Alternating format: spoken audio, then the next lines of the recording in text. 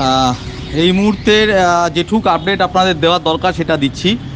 সেটা হচ্ছে এই মুহূর্তে দাঁড়িয়ে কাজ কিছুটা এগোনো গেছে।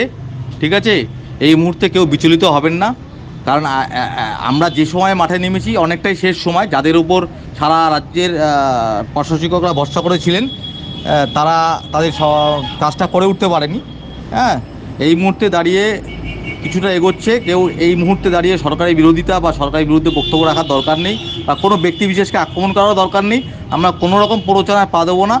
যতটুকু এগোনো গেছে, হ্যাঁ, ওইটা আগামী দিনে এগোবে, এইটুকু নিশ্চিত থাকুন।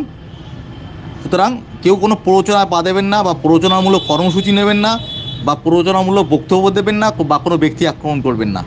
একটু ধৈর্য ধরুন, কারণ আমরা যে সময় নেমেছি এটা এখন খেলার এক্সট্রা টাইমের খেলায় খেলছি।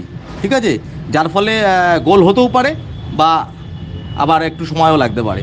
সুতরাং এখানে দোষারোপ বা কোনো কিছু করার জায়গা নেই। ঠিক আছে, একটু ধৈর্য ধরুন। জানি আমরা সবাই অধৈর্য, কিন্তু অধৈর্যতা দেখিয়ে কোনো লাভ নেই। কারণ আপনারা দেখলেন আগের দিন 10% পিটি উপস্থিত ছিল। 46,000 লোকের মধ্যে 4,000 লোক আসে, আর 42,000 লোক হোয়াটসঅ্যাপ ফেসবুকে বিপ্লব ঘটায়।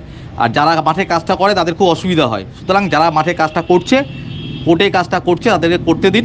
এই মুহূর্তে দাঁড়িয়ে সবার কাছে আবার অনুরোধ যে কেউ কোনো রকম প্ররোচনা, ব্যক্তি আক্রমণ বা বিরোধিতা করবেন না।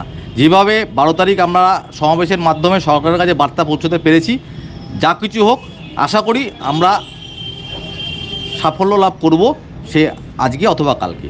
কালকে বলতে কালকে দিনই নয়, মানে এগোচ্ছে, কাজটা এগোচ্ছে। সুতরাং এটা নিয়ে কেউ কোনো রকম বিরূপ মন্তব্য প্রতিক্রিয়া করবে না, এমন ভাব করবেন না কালকে ফলটা পেয়ে যাবেন। কেন, 1.5 বছর ধরে যে কাজটা হয়নি সেটা 1.5 দিনে সম্ভব নয়।